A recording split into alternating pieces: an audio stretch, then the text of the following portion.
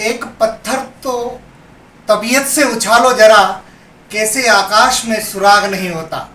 यानी कि व्यक्ति को यदि कर्म करना है तो निश्चित रूप से सकारात्मक दिशा में वो आगे बढ़ेगा। और इस मध्य प्रदेश में विशेष करके सेंधवा विधानसभा में हम लोग इतने वर्षों से कितना विकास हुआ है और कितने सकारात्मक स्थिति में हम पहुँचे हैं और आने वाले समय में हम लोग कहाँ तक जाएंगे और मध्य प्रदेश में सेंधवा का क्या विशेष योगदान है और इतने वर्षों से सेंधवा ने क्या नए आयाम गढ़े हैं, उस विषय को लेकर हम बात करने के लिए आए हैं। आज पूर्व कैबिनेट मंत्री विकास पुरुष के नाम से विख्यात आदरणीय अंतर सिंह दादाजी है हमारे सामने। अंतर सिंह दादाजी है और हम अंतर सिंह दादा से बात करेंगे कि सेंधवा से लेकर मध्य प्रदेश की तमाम घटनाओं को लेकर, भारत के से टच होने वाले ऐसे कई मुद्दों को लेकर हम दादा से बात करेंगे आज। तो आज बात करते हैं। आदरणीय दादाजी, आपका हमारे चैनल में स्वागत है। पहला सवाल, मध्य प्रदेश में नवंबर 2023 में चुनाव है और किस प्रकार की तैयारी रहेगी? देखिए, मैं कंटिन्यूस 2003 से 2018 तक इस क्षेत्र का प्रतिनिधित्व किया हूँ और 14 साल तक मैं राज्य मंत्री और कैबिनेट मंत्री के रूप में माननीय शिवराज मामा के साथ काम करने का अवसर मिला है। वैसे तो संपूर्ण मध्य प्रदेश में भारतीय जनता पार्टी सरकार की बहुत सारी उपलब्धियां हैं।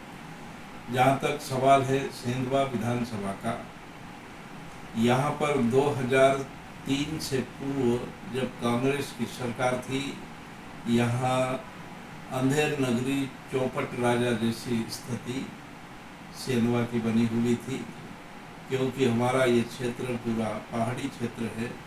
यहाँ पे कोई स्वास्थ्य की सुविधा नहीं थी, बच्चों को पढ़ने के लिए स्कूलें नहीं थी और अनेक प्रकार की समस्या से जूझ रहे थे और पूरे क्षेत्र में कहीं पर भी सिंचाई की कोई व्यवस्था नहीं थी। और जब 2003 में मैं पहली बार, दूसरी बार में जब चुनाव लड़ा, जनता का आशीर्वाद मुझे प्राप्त हुआ है। सबसे पहला काम हमारा इस क्षेत्र का है कि सेंधवा नगर के अंदर पानी की ऐसी गंभीर समस्याएं थी कि कभी कभी मतलब कट्टे चल जाते थे पानी के लिए। जब मैं सेंधवा नगर का में जब जनसंपर्क के लिए जब गया तो मुझे महिलाओं ने 100-150 महिलाओं ने मुझे रोका और पूछा कि भाई हम आपको मदद देंगे। बोले फिर हमारी पेयजल की समस्या आप हल करना पड़ेगी। मैंने बोला कि आशीर्वाद मिलेगा तो मैं जरूर करूँगा। जो कि पिछले दिनों सम्माननीय मुख्यमंत्री जी चाचेरिया की धरती पर आए थे और आपने कुछ प्रयास किए थे, क्या था वो प्रयास? नहीं, ये ऐसा है, वो प्रयास तो मेरा 2023 का बाण है। मेरा एक संकल्प और सपना था कि भाई कि हमने हमारे सेंधवा विधानसभा क्षेत्र के हर स्पॉट पे हमने ये सिंचाई के तालाब बनाए हैं और 20 बैराज बन के कंप्लीट हुए और उसका पूरा पानी सिंचाई के लिए वाटर लेवल बनाने का काम किया है।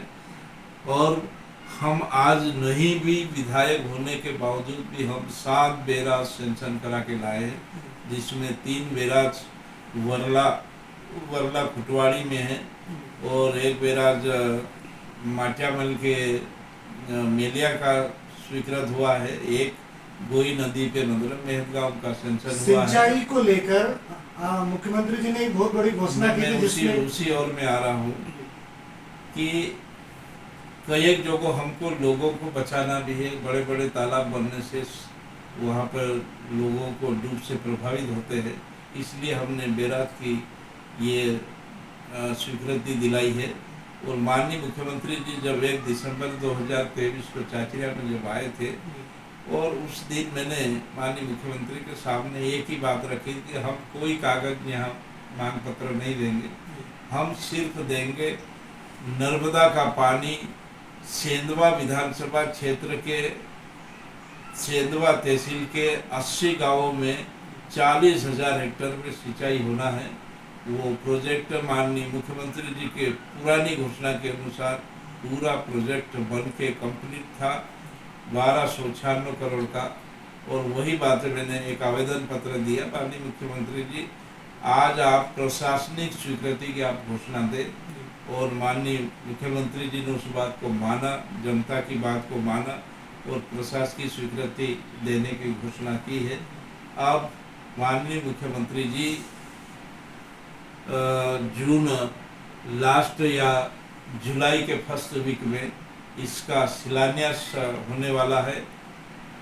और दूसरा ये कि 13 तारीख को जब अप्रैल को माननीय मुख्यमंत्री जी यहाँ निवाली आए थे, हमने उस टाइम पे भी ज्ञापन दिया कि भाई कि सेंधवा हो चुका है और आप मतलब अभी पानसेमल विधानसभा यानी मुख्यमंत्री की जो बड़ी घोषणा हुई सिंचाई जी, के जी, ऊपर से, वो तो प्रत्येक दोनों- किसान के खेतों में पानी पहुंच जाएगा। तो ये विकास के नाम पर जो आपकी बड़ी घोषणा हुई है निश्चित रूप से मूर्त रूप लेगा। अब दूसरी बात मैं करना चाहता हूं कि स्वास्थ्य क्षेत्र में सेंधवा विधानसभा में क्या नवाचार हुए? देखिए, यहाँ पर आपको मालूम है कि सेंधवा के अंदर बड़े सिविल हॉस्पिटल की बहुत आवश्यकता थी, क्योंकि नेशनल हाईवे होने के कारण यहाँ आए दिन दुर्घटनाएं होती थी। यह जो मरीज होता था उसको या इंदौर भेजना पड़ता था, बड़वानी भेजना पड़ता था। पूर्व कई कांग्रेस के मुख्यमंत्री ने यहाँ आकर शिलान्यास भी कर गए, बजट में कोई प्रावधान नहीं किया गया। माननीय मुख्यमंत्री जी शिवराज सिंह चौहान के सामने हमने ये बात रखी और सेंधवा सिविल हॉस्पिटल बन के कम्प्लीट है। इसी प्रकार से आपका वरला के अंदर हॉस्पिटल नया बना हुआ है, बलवाड़ी बना हुआ है, धौली में 6 करोड़ का अभी मतलब बड़ा भवन बन रहा है, चाचरिया में बना है, आपका धनोरा में बना है। ऐसा कोई सेंटर नहीं है जहाँ पर के हॉस्पिटल स्वास्थ्य की पर्याप्त व्यवस्था आपके द्वारा की गई है। दूसरा, आपने सेंधवा विधानसभा के मड़गांव में एजुकेशन जोन बनाया था, बनाने की घोषणा की थी और वो मूर्त रूप भी ले चुका है। एजुकेशन के संदर्भ में क्या क्या चीजें आपने यहाँ पर? ये मैं आपको बताना चाहूँगा, हमारी विधानसभा क्षेत्र के अंदर धौली जो टप्पा तहसील थी उसको हमने तहसील बना दी। और उस इलाके के अंदर जो बच्चे कॉलेज की सुविधा नहीं होने के कारण, विशेषकर हमारी बहनें मतलब बीच में पढ़ाई छोड़ देती थी। माननीय मुख्यमंत्री से मैंने मांग की थी कि भाई कि बलवाड़ी के अंदर एक शासकीय महाविद्यालय होना चाहिए। वो महाविद्यालय अब चालू हो चुका, 3, 4, 5 साल हो गए करीब। और बाकी जो सेंधवा जो पूरा 80% ट्राइबल के बच्चे यहाँ पर पढ़ते हैं, इसलिए मैंने सबसे पहले पॉलिटेक्निक कॉलेज की स्वीकृति सबसे पहले हमने मड़गांव के अंदर प्रारंभ किया, जो कभी कॉलेज चल रहा है। ITI कॉलेज की शुरुआत करी, कन्या शिक्षा परिसर की वहाँ पर की। जामली के अंदर आवासीय एकलव्य आवासीय आश्रम लड़के और लड़कियों का, नवलपुरा में मॉडल स्कूल, और ग्रामीण क्षेत्र में अनेकों जगह हाई स्कूल से हाई सेकेंडरी स्कूल लेकिन दादा, क्या कारण है कि समय समय पे जो विपक्षी पार्टियां हैं वो रोजगार का लेकर सवाल उठाती है? रोजगार, आप बेरोजगारी जो व्यवस्था है वो बेरोजगारी मानते हैं, क्या कारण है? देखिए, बेरोजगारी क्योंकि कोई भी सरकार है 100% बच्चों को मतलब तो नौकरी तो नहीं दे सकती, परंतु माननीय मुख्यमंत्री जी और माननीय प्रधानमंत्री जी ने जो अन्य जो संस्था है उसके माध्यम से भी नौकरी देने का काम किया है। जहाँ तक मध्य प्रदेश का मामला है, 1 लाख पदों को भी मतलब भरने की प्रक्रिया चालू है। इसी वर्ष 1 लाख बेरोजगार लोगों को रोजगार देने का, नौकरी देने का जो वादा किया है। अभी आप सबको मालूम है कि सभी विभागों के अंदर वैकेंसियां निकल चुकी है और यानी कि रोजगार को लेकर एक बड़ा कदम उठाना, बहुत बड़ा कदम है। पलायन को एक बात कही जाती है, पलायन, क्या पलायन मानते हैं आप? नहीं, देखिए ऐसा है, पलायन जो कहीं पे भी जो छपता है पलायन हो रहा, मैं नहीं मानता हूँ कि ये पलायन, क्योंकि 25 साल 20 साल पहले इस क्षेत्र के अंदर ये स्थिति थी। साधन अभाव के कारण यहाँ पर कोई उत्पादन नहीं होता था। मार्च अप्रैल में लोगों के पास खाने को अनाज नहीं मिलता था, परंतु शिवराज मामा की सरकार ने 17-18 सालों में जो काम किए इससे मतलब आज भरपूर अनाज पकाते हैं। ये जरूर है, बाहर इसलिए जाते हैं क्योंकि खाने का पर्याप्त साधन है, और जिस घर में 10-12 जो सदस्य है, 2-3 सदस्य यहाँ पर 2-3 महीने के लिए रहते हैं, बाकी मतलब गुजरात और महाराष्ट्र लोग जाते हैं, ताकि ये किसान, यानी कि वो अतिरिक्त कमाई के लिए जाते हैं, कोई पलायन नहीं है। पलायन वाली बात नहीं है। मतलब ठीक है, जिसके मन में जो लिखा है उसको मुझे कोई आपत्ति नहीं है, पर वास्तविकता ये है। आज तुम देख लीजिए, 20 साल पहले साहूकारों के घर पे मतलब आदिवासियों की भीड़ लगी रहती थी कर्ज लेने के लिए, पर आज की तारीख के अंदर एक भी व्यक्ति मतलब वहाँ पर मतलब पैसे के लेन देन के लिए नहीं जाते। हाँ, ये जरूर जाते हैं कि रकम जेवर खरीदने के लिए जाते हैं। सेंधवा नगर के अंदर 50 मतलब अनाज की दुकान लगती थी, पर आज सेंधवा के अंदर एक भी अनाज की दुकान नहीं है जहाँ की गरीब लोग वहाँ से अनाज लेने जाते हैं। विपक्ष बार बार आरोप लगाती रहती है कि सेंधवा में मंडी टैक्स अधिक है, कभी सेंधवा एशिया महाद्वीप में सफेद सोने के नाम से जानी जाती है। देखिए, मैं पिछली बार में कैबिनेट मिनिस्टर रहा, मैं लगातार 8 साल तक एक भी व्यापारियों को भोपाल मतलब जाने नहीं देता था। हर साल ऑर्डर हम करा के लाते थे। जब 15 महीने के लिए कांग्रेस की सरकार आई, कमलनाथ आया, और वो हमारा जो टैक्स की जो छूट थी उसी ने बंद करी थी। मतलब जो 15 महीने के लिए कांग्रेस सरकार आई है, उसी ने भी उनके कारण यहाँ पर जो कई कांग्रेसी नेता कमलनाथ के आगे पीछे घूमे पर वो करवा नहीं सके। माननीय मुख्यमंत्री ने घोषणा करी है, वो धीरे से प्रोसेस में मतलब आने वाली है। मुझे पूरा भरोसा है कि ये मतलब मंडी टैक्स कम होगा। अच्छा, सड़कों को जीवन रेखा माना जाता है, और सेंधवा विधानसभा में सड़कों को लेकर क्या काम हुआ? देखिए, आप वर्ला, सेंधवा से वर्ला, बलवाड़ी से धौली, आपका गोई से लगाकर धनोरा, बिस्टान, चाचरिया का जो सीसी रोड और डाबर के जो रोड बने, वह ऐतिहासिक रोड है, और पूरे विधानसभा क्षेत्र के प्रत्येक गांव को मुख्य सड़क से मतलब यहाँ पर जोड़ दिया गया है।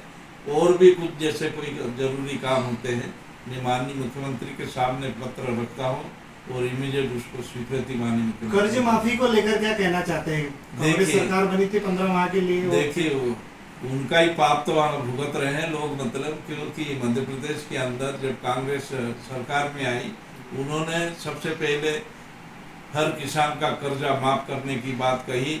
इनके जो नेता है राहुल गांधी है, मंदसौर में आकर भाषण दिया था कि भाई 1, 2, 3 ऐसे 10 दिन गिनता है, अगर 10 दिन में हम कर्जा नहीं माफ करेंगे तो मैं मतलब यहाँ के मुख्यमंत्री को बदल दूंगा।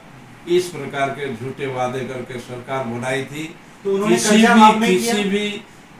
किसी भी 2 लाख तक के कर्ज वाले का ऐसा एक भी उदाहरण नहीं है कि यहाँ पर कर्जा माफ किया, क्योंकि लोग बेचारे किसान विश्वास में रह गए कि भाई कि आज माफ करेंगे, कल माफ करेंगे, परंतु उनके जो सोसाइटी के खाते थे वो ऑडियो होने के कारण वो मतलब खाद बीज नहीं उठा रहे थे। सब डिफाल्टर खातों के ब्याज आज हमने जो माननीय मुख्यमंत्री जी राजगढ़ जिले से जो पैसा डाला है, उसमें सबसे पहले प्रधानमंत्री फसल बीमा योजना 2,900 करोड़, मुख्यमंत्री कृषक सम्मान निधि 1400 करोड़, और ब्याज जो माफ किया 2,123 करोड़ रुपए, 6,423 करोड़ रुपए आम किसानों के खातों के अंदर डल चुके हैं। और जहाँ हम लोग गए किसान खुश थे, क्योंकि भाजपा का नारा है सबका साथ, सबका विकास, हमारा सबका विश्वास। हम एक बात जानते हैं कि यहाँ पर अभी 15-20 दिन पहले कांग्रेस का एक सरपंच गुच्छा जमरे था, मतलब उसकी दोनों किडनियाँ खराब हो गई थी, उसको ट्रांसप्लांट करना था। वो माननीय गुच्छा जमरे ने विकास भाई को फ़ोन किया, मेरे बेटे को, और बोला कि यार दादा को बोलो कि यार मेरे पास व्यवस्था नहीं है। उन्होंने तत्काल, हमने सब कागज बुलाए, माननीय मुख्यमंत्री जी से संपर्क करके 4.5 लाख रुपए का वो एस्टीमेट था, और हमने 2 लाख रुपए की मुख्यमंत्री से मदद की। ये हमारी पहचान है। हम किसी के साथ भेदभाव नहीं करते हैं, चाहे कोई भी जाति, समाज, धर्म का व्यक्ति हो। यदि हमारे दरवाजे अब आए हैं, उनके आंसू पूछे और उनके चेहरे पे हमने खुशी, यानी कि सभी प्रकार के, सभी धर्मों के लोग, सभी जातियों के साथ समान व्यवहार है। लाडली बहना योजना अभी लॉन्च की आप लोगों ने, क्या इसमें तो हमारी मुख्यमंत्री की बहनों से भी हमें मिलने का मौका मिला। मतलब आप मानते हैं कि सेंधा विधानसभा में आपको भी आशीर्वाद मिलेगा बहनों? 48,000 हमारी मुख्यमंत्री की बहनें हैं, तो वो भी हमारी तो बहनें हमारी भी हुई ना, आपको भी इनको ये सब लाभ भारतीय जनता पार्टी को जाएगा। वास्तव में महिला सशक्तिकरण को लेके, महिला को आत्मनिर्भर बनाने का जो एक महान कार्य माननीय मुख्यमंत्री ने किया है, पूरे मध्य प्रदेश में महिलाएं, मतलब आने वाला जो चुनाव है 1,25 लाख महिलाओं के खाते में कल परसों जो पैसे गए, और आज भी हम जो ब्याज माफी के सर्टिफिकेट बांटने के लिए गए, बैंकों और कियोस्क सेंटर में भीड़ लगी हुई पैसे, हम सबसे पूछा कि क्यों बहन जी पैसा आ गया? बोले हाँ, आमरू मामू थे, बोले पैसा जमा कर दे दो, हम पैसा निकालने करता ही रहिया। ऐसी खुशियाँ। अभी हम बात कर रहे थे पूर्व कैबिनेट मंत्री सम्माननीय अंतर सिंह दादा, चूँकि वो विधायक न होने के बावजूद भी तन मन धन से मेहनत करते हैं और काम करते हैं, और आने वाला जो 2023 का चुनाव है उसमें निश्चित रूप से वो सफलता अर्जित करेंगे। दादा, आपने मुख्य नायक से बात की। एक मुख्य नायक के एक यूट्यूब चैनल है, यदि आपने सब्सक्राइब नहीं किया है तो कृपया सब्सक्राइब कीजिए। दादा की जो सादगी भरा जो इंटरव्यू हम लोगों ने लिया है उसे देखिए, और मुख्य नायक एक महायोद्धा हमेशा आपको सकारात्मक मुद्दों को लेकर आप लोगों के बीच में आता रहेगा।